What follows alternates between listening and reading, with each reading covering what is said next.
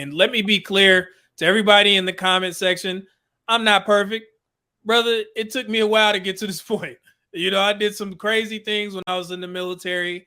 I've mentioned this before. I was married before. One of those military weddings in 2001, a long time ago, right? And I didn't know anything about what it took to be a husband.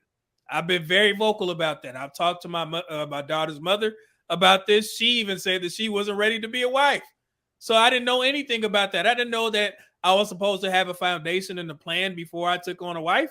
You know what I'm saying? So I had to learn these things. I had to learn financial responsibility, and that comes with time. I had some mess ups, but I told myself the next time I get married, hey, the foundation is going to be set. I got a plan, and I'm ready to go. I want this to be I wanted money to be the last thing that was going to break up my marriage, right?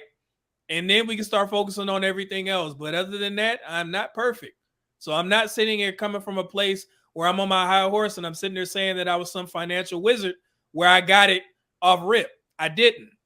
So I had to learn.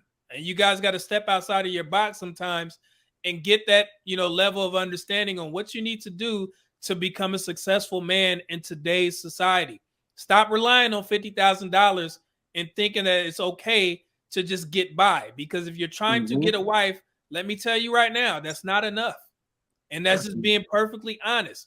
And then if you have kids, $50,000, you cannot expect a woman to take you on by saying that, hey, well, what about this high-paying lawyer? She won't take a $50,000 man. That's a tough argument to sell.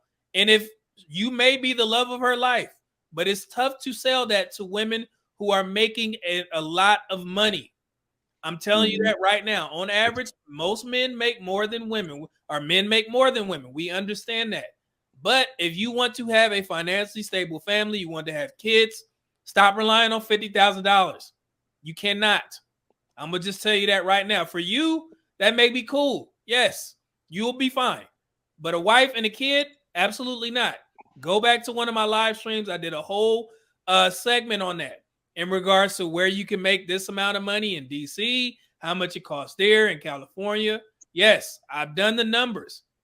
You cannot raise a family comfortably on $50,000, guys. So that's why I'm trying to drill home this point before you start complaining about women being, career women and they got these degrees and they owning these businesses and they making this money, but they don't have a husband.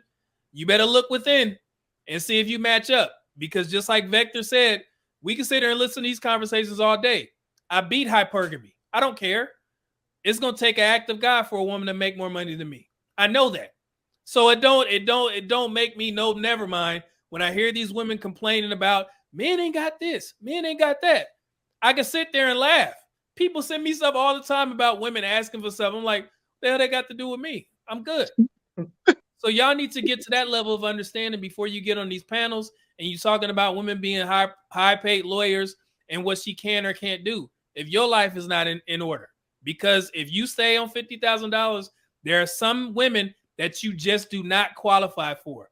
I don't care how much love you have for this woman. I don't care. Well, women need to marry for love. Like Mr. Life said, it's a different day and age. This is modern women we're talking about.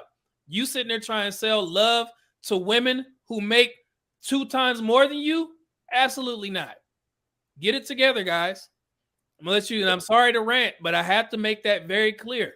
Stop relying on that average income because it's not gonna work when you're trying to get a family.